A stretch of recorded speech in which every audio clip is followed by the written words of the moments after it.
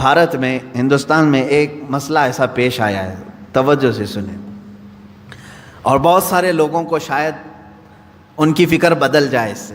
ہندو تھے، مسلم تھے، ہندو اپنے ہندوانہ رسم و رواج میں تھے، پوجا میں ہیں، ان کے اپنے تہوار ہیں، ان کے اپنے شعار ہیں۔ مسلمانوں کی اپنی عبادتیں ہیں، ان کی مسجدیں ہیں، ان کے اپنا لباس ہے، ان کے اپنے تہوار ہیں۔ لیکن ایک صاحب آئے، گرو نانک۔ گرو نانک پوری دنیا گھومے ہوئے شخص۔ گرو نانک بغداد میں کئی سال تک چلہ کشی کی ہے۔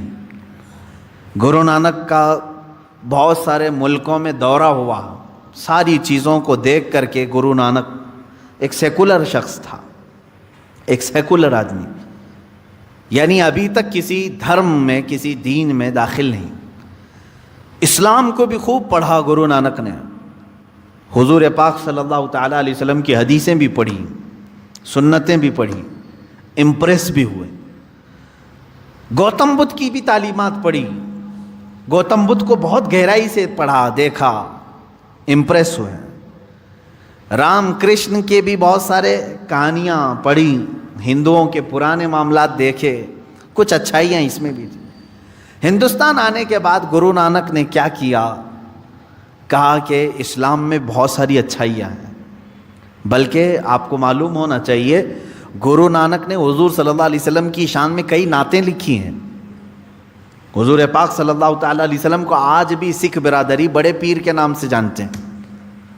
اللہ کے حبیب صلی اللہ تعالیٰ علیہ وسلم کا وہ بڑا ادب و احترام کرتے تھے۔ گرو نانک نے پگڑی کو لازم کیا اور اس کے فوائد بیان کیے۔ اللہ کے حبیب صلی اللہ تعالیٰ علیہ وسلم کی کئی سنتوں کو انہوں نے اپنی زندگی میں لازم قرار لیا، وہ امپریس تھے۔ خیر ہوا کیا، ایک سوچ یہ لے کر کے آئے، سارے دینوں کو ایک ہونا چاہیے، سارے لوگوں کو ایک ہو جانا چاہیے، ہندوؤں کو بھی، مسلمانوں کو بھی، بدھوں کو بھی، بدھسٹ جو ہیں ان سب کو ملا دینا چاہیے۔ تو انہوں نے دعوت دینا شروع کیا، ایک کام کرتے ہیں، اسلام کی کچھ اچھائیاں بھی ہم لے لیتے ہیں، ہندوؤں کی بھی چیزیں باقی رکھتے ہیں، بدھزم کی بھی کچھ چیزیں ہیں، بدھ مت کی بھی کچھ چیزیں باقی رکھتے ہیں، یہ سب ملا کر کے سارے لوگوں کو ایک کرتے ہیں۔ سوچا تو ٹھیک تھا اتحاد کے لیے، اس سوچ پر کام شروع کیا، لوگوں کو بلایا اور ایک لا ترتیب دیا، یہ اسلامی چیزیں، ہندو مت کی چیزیں، بدھ مت کی چیزیں سب جمع کیا۔ کچھ فالوور تو بن گئے، لیکن میرے عزیزو فرق کیا پڑا؟ ہندو ہندو ہی رہے، مسلمان مسلمان ہی رہے، تیسرے ایک اور برادری پیدا ہو گئی، ایک اور دین جنم لے لیا۔ کون سا؟ سکھ۔ انہوں نے کام کس لیے کیا تھا؟ سب کو متحد کرنے کے لیے۔ تو میں کہتا ہوں کبھی کبھار جو اس طرح کے اتحاد کی بات کرتے ہیں وہ ایک تیسرا فرقہ جنم دے دیتے ہیں، ان کو تو ملا نہیں سکتے۔ اسی لیے ہونا کیا چاہیے؟ آپ لوگ یہ سوچ رہے ہوں گے کہ اتحاد ہونا ہی نہیں چاہیے۔ نہیں، میں چاہتا ہوں اتحاد۔ قرآن نے کہا ہے عیسائیوں سے اتحاد کے لیے، کیسے؟ اللہ نے فرمایا تعالوا الی کلمۃ سواء بیننا وبینکم الا نعبد الا اللہ۔ اے رسول آپ ان کو بلا لیں، عیسائیوں کو، آ جاؤ، ایک پوائنٹ پہ ہم جمع ہو جاتے ہیں، ایک پوائنٹ پہ ہم جمع ہو جاتے ہیں جو تمہارے اور ہمارے درمیان ایک ہی ہے۔ کیا؟ ہم بھی اللہ کے سوا کوئی دوسرا خدا نہیں مانتے، تم بھی خدا کے سوا کسی دوسرے کو نہ مانو، اس پوائنٹ پہ جمع ہوتے ہیں۔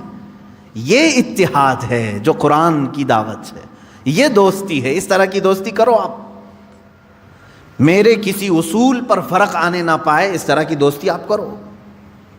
بعض لوگ سمجھوتے اور مصلحتوں کے نام پر، دوستی کے نام پر اپنے آپ کو بھی چینج کر لے جاتے ہیں، اپنا آپ بھلا لیتے ہیں۔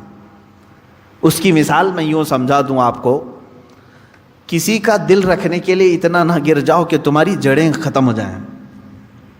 ہاں، آپ کا گھر، میرا گھر یہاں سامنے ہے، آپ کا گھر ادھر ہے۔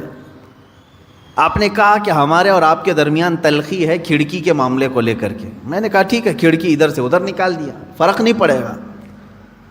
سامنے والے نے کہا کہ کھڑکی آپ کی ادھر کھلتی ہے، اگر ادھر نہ ہو تو ہمارا آپ کا کوئی مسئلہ ہی نہیں۔ تو میں نے اتحاد کے لیے، ان سے محبت کے لیے اپنی کھڑکی بدل لی۔ کبھی سامنے والے نے کہا آپ کی چوکھٹ جو ہے وہ بہت اونچی ہے، تھوڑی چھوٹی ہوتی تو ہمارا اور آپ کا کوئی اختلاف ہی نہیں ہوتا۔ میں نے کہا ٹھیک ہے، چوکھٹ میں چھوٹی کر لیتا ہوں تاکہ ان چیزوں سے فرق نہیں پڑتا میرے گھر پر، تھوڑی سی تبدیلی ہوگی۔ سامنے والے نے یہ کہا اگر آپ کے پائے سے جو ہے نا بڑا مسئلہ ہے میرے لیے، یہ پایا نکال دو تو ہمارا اور آپ کا اختلاف ہی ختم ہو۔ یہ کون سی بات ہوئی بھائی؟ یہ تو پائے کی بات کر رہا ہے، میرے گھر کے پائے کی بات کر رہا ہے کہ پایا آپ کا یہ نکال دو تو میرا اور آپ کا اختلاف ہی نہیں رہے گا۔ تو تم کیا چاہتے ہو کہ میں کھلے میدان میں آؤں تب اختلاف ختم ہوگا تمہارا؟ اسی طرح میرے عزیزوں، کبھی کبھار اتحاد کے نام پر آپ سے یہ کہا جائے گا صرف ٹوپی تمہاری ہمارے لیے دقت کی بات ہے، تم نکال دو، داڑھی تمہاری ہمارے لیے دقت کی بات ہے، نکال دو، ہمارا تمہارا اتحاد ہوگا۔ یہ کرتے کرتے مسلمان آج یہاں کو پہنچا کہ اب وہ یہ کہنے لگ گئے قرآن تمہارا اور ہمارا یہ بیچ میں ملنے نہیں دیتا، اس کو ہٹاؤ، تمہارا اور ہمارا اتحاد ہو جائے گا۔ یہ آگے پائے پر، آگے بنیاد پر بات۔ ہاں اس طرح کی باتیں آج ہو رہی ہیں کہ قرآن جو ہے تمہیں منع کرتا ہے کافروں سے دوستی کے لیے، ایسی آیتیں ہیں، اس کو ہٹا کر باہر رکھ دو، تمہاری اور ہماری دوستی، اختلاف ختم ہو جائے گا۔ عزیزان گرامی وقار، میں نے بہت اچھی مثال سے آپ کو سمجھایا، جہاں کوئی بات آدمی پائے کے متعلق کہنے لگ جائے تو یہاں سمجھوتا نہیں ہوتا، ورنہ تم در در کی ٹھوکریں کھاتے ہوئے میدان میں بھٹکتے رہو گے، تمہارا اپنا کوئی دین ہی نہیں رہے گا۔ اگر کوئی تمہیں اس بات پر سمجھوتا کرنے کے لیے کہتا ہے کہ تیری اور میری دوستی باقی رہے گی، بس ایک نام محمد ہٹا دے صلی اللہ علیہ وسلم، حضور پاک صلی اللہ تعالیٰ علیہ وسلم کو کیا ہم اپنے درمیان سے ہٹا دیں؟ وہ تو پورے جڑ کی بات کر رہا ہے، تو یہاں سمجھوتا نہیں ہوتا۔ اس طرح کی دوستیوں سے اللہ رب العزت نے منع فرمایا، اے ایمان والو ان لوگوں سے دوستی نہ کرو۔ کس بنیاد پر؟ کہ کہیں وہ تمہیں کفر میں نہ لے جائیں۔ ہاں میں نے ظاہر کر دیا آپ کے سامنے، تجارت میں دوستی ٹھیک ہے، پڑوس میں ہے نان مسلم کسی بھی دھرم کا رہنے والا، اس کے ساتھ دوستی رکھ سکتے ہو آپ۔ اگر وہ بھوکا ہے تو آپ کھانا کھلا سکتے ہو، اگر بے لباس ہے تو آپ لباس پہنا سکتے ہیں۔ اسلام نے یہ تمام چیزوں کی اجازت دی۔ تجارت میں تم معاملات کر سکتے ہو، پڑوس ہونے کے اعتبار سے معاملات کر سکتے ہو، تمہارے کلیگ ہیں ایک ساتھ نوکری کرتے ہیں، جاب کرتے ہیں، ایک دوسرے کے ساتھ پڑھتے ہیں پڑھاتے ہیں، ان معاملات میں تم تعلقات رکھ سکتے ہو۔ یہاں جو ممانعت آئی ہے وہ دینی معاملات کے سلسلے میں۔ اسی لیے میں کہتا ہوں عام مسلمانوں کو یہ چاہیے کہ وہ دینی معاملات میں ان لوگوں کے ساتھ ڈسکشن پر بھی نہ جائیں، نہ کریں۔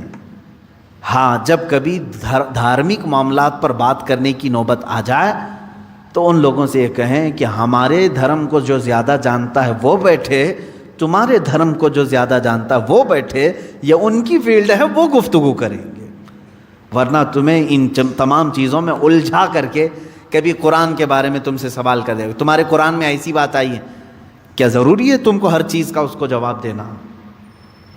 اب مثال کے طور پر کوئی میڈیکل کا اسٹوڈنٹ ہے، اس سے ایگریکلچر کے بارے میں پوچھا جا رہا ہے، تو کیا ضروری ہے اس کو ہر چیز کا جواب دینا؟ وہ بس اتنا کہہ دے کہ ایگریکلچر کا جو اسٹوڈنٹ ہے اس سے یہ رابطہ کر لیں، آپ وہاں کے ٹیچر سے آپ پوچھ لیں، یہ میری فیلڈ نہیں ہے۔ تمام نوجوانوں سے میں یہی کہوں گا کہ آج کے زمانے میں ڈیبیٹ کا سلسلہ بہت شوق سے دیکھا جاتا ہے اور کیا بھی جاتا ہے۔ ہاں میں نے اس سے قبل شاید بتایا ہوگا، رات کے 3 بج رہے تھے، ایک بار مجھے فون آیا رمضان کے ہی موسم، اسی رمضان کے وقت رات کے 3 بجے کے قریب، شہری کو ابھی تھوڑا ٹائم باقی تھا، اور اتنی رات کو فون آئے تو تھوڑا سا قلق ہوتا ہے کہ پتہ نہیں کوئی ایمرجنسی تو نہیں۔ جھٹ سے میں نے اٹھایا، نیند خراب، سامنے والے نے کہا کہ حضرت ایک بہت ضروری مسئلہ ہے۔ کہا کہ کیا بات ہے بیٹا؟ کہا مناظرہ چل رہا ہے، ایک سوال آ گیا ہے۔ مناظرہ چل رہا ہے، مناظرے کے بیچ میں رات کے 3 بجے مناظرہ چل رہا ہے۔ اچھا کس کے ساتھ؟ کہا کہ وہ سلفی اہل حدیث ہے اور ان کے ساتھ مناظرہ چل رہا ہے۔ مسئلہ کیا ہے؟ حضور پاک صلی اللہ تعالیٰ علیہ وسلم کی ذات کو لے کر کے کوئی مسئلہ تھا۔ میں نے کہا اتنی رات میں یہ اٹھا کر کے پوچھ رہا ہے. میں نے کہا بیٹا یہ کہاں چل رہا ہے؟ کہا بس حضرت ہمارے گلی کے باہر، ہم گھر کے باہر ہی بیٹھے ہوئے ہیں. یہ کٹے پر بیٹھ کر رات کے 3 بجے مناظرہ چل رہا ہے اور فون لگا رہے ہیں ہمیں رات کے 3 بجے. عزیزان گرامی وقار، میں بچوں سے کہتا ہوں اے میرے عزیزو، یہ تمہاری فیلڈ نہیں. کسان کے ہاتھ میں اگر چاقو دے کر کے کہو کہ پیٹ کا آپریشن کرے تو پھر وہ کیا کرے گا؟ معلوم ہے کیا کرے گا؟ جس طرح وہ کدال اور پھاوڑا چلاتا ہے کھیتی باڑی میں، اسی طرح تمہارے جسم کے ساتھ بھی چلائے گا.